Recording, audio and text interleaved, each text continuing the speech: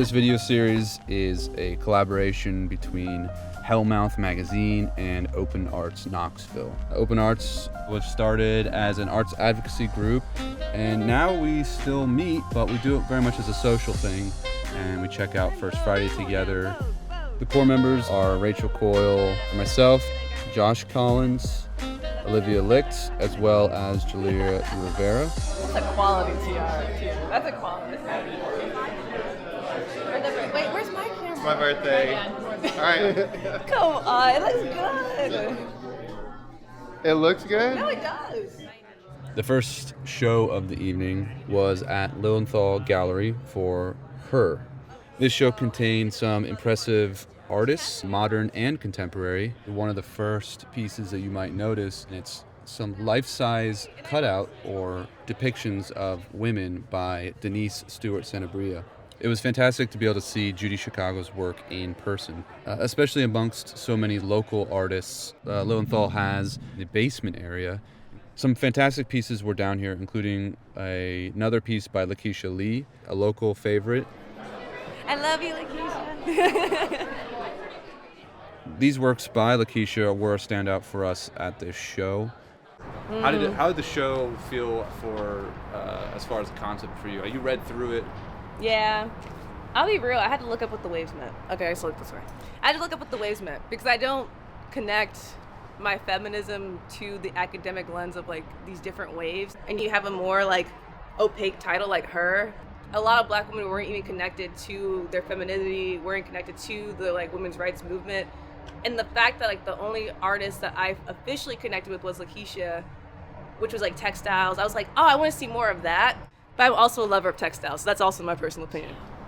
As far as what was depicted is feminine, not only in figurative, but the palettes, the softness, the shapes, some of the ionic shapes, with Judy Chicago. Okay. I think it all represented the female forms in different ways. And I think that's kind of what they were going for. Albeit that is still very general and kind of vague, like you were saying. But I think it's still beautiful work overall. Some of my favorite that I've seen at Lilienthal, because they're not typically showing a lot of realism, so that mix of realism with the figures I enjoyed. Afterwards, we went to the Old City for Dogwood Art's Fragile exhibition. This featured over 39 local and regional artists with a bunch of different sculptural ceramic pieces. I think the ceramics are stunning. It's also really cool to see our girl Ty exhibited. I loved it. Next, we hit up Red Gallery for the kitchen table show, put together by Valerie England and Hannah Bingham. My favorite part was probably looking at the sketchbooks and being able to see a little bit behind the process. Birthday princess! Yes. All right. Happy birthday. I'm so hungry for this. Moving up from Old City, we went to the Emporium to see the Southern Woodworkers Showcase. From there, we moved over to Gallery 1010 to see Lithomania. I found the stuff. What do you think? These drawings are so sick. Lithomania was curated by Mabel Nee and Ivy Mansk, which featured their works in addition to other lithography students at UT. I'm kind of blown away just walking in immediately. It's really lovely work.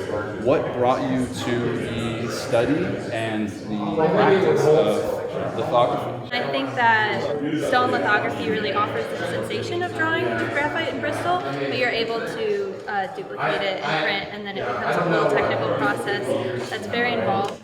Litho is a very community-based medium. It's easier to print with like a partner. Someone can help you sponge while you print it. That's how we grown to know each other. So the necessitation of the craft for multiple individuals being involved kind of created the seed for the show. Yeah, like working with Mabel, who works specifically with cuisine from her Chinese culture, and I'm working in a totally different world from her. has really pushed me into like a very specific direction that I was, because I was getting so lost. But you see this self-discovery in other people that you kind of feel so inspired and get all their feedback. And like it's just this back and forth of information that we couldn't do it without each other. Our last exhibition for the evening was at the University of Tennessee's Downtown Gallery. The show there was Never Dreamt, Never Known by Robert Hernandez. But I am curious, again, Yes. of what inspired you to get into these sculptures like this too? So, in the first place, they were very challenging. It's challenging to make work in this repetitive way. It can be very boring, can be very challenging. But I first started with clay, and I made a clay head that accidentally fell off my desk. And when it hit the ground, the side was flattened. And I put that flattened side on a piece of paper, and I noticed that there was a bit of a trace. And then I asked myself, well, can I make this out of paper instead of clay? It's very immediate, you know automatically it's paper. I think a lot of contemporary art can be alienating because they have like esoteric materials, esoteric processes. This is pretty straightforward. Yeah, it's like, what kind of paper? This is white copy paper You're from kidding. Staples. No! This is color paper from Staples. These are very common, straightforward materials. Yeah. And I want the audience to get close. I want people to like look at them. I'm actually curious about why do they call this one Titan? Is it because of Attack on Titan, you anime fan? I am an anime fan, yes. and there's a lot of like Evangelion, Fooly Cooly, Yes, okay, yeah. Gundam, all those influences. This entire body took about 2.5 years, more or less, to work on. And I would work on a piece, like work on a leg, then work on an arm on another piece, and then I would jump around from piece to piece to piece. They do have a metal internal structure. That's what I was curious about. So the metal really informs their postures and how they're standing. For example, like this one is a very optimistic posture, very hopeful stance, and it has this boat in the center, a tiny little boat, which to me represents growth, happiness, aspirations.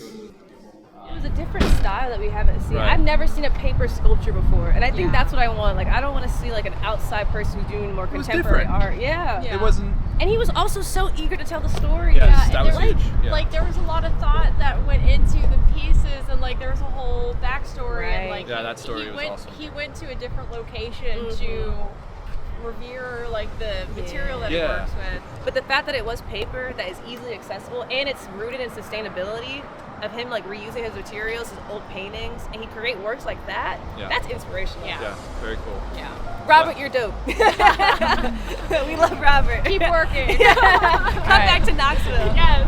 That's all I had. That's the only one I cared about. Other than Great. that. That was awesome. Give me like He wants kids. Children.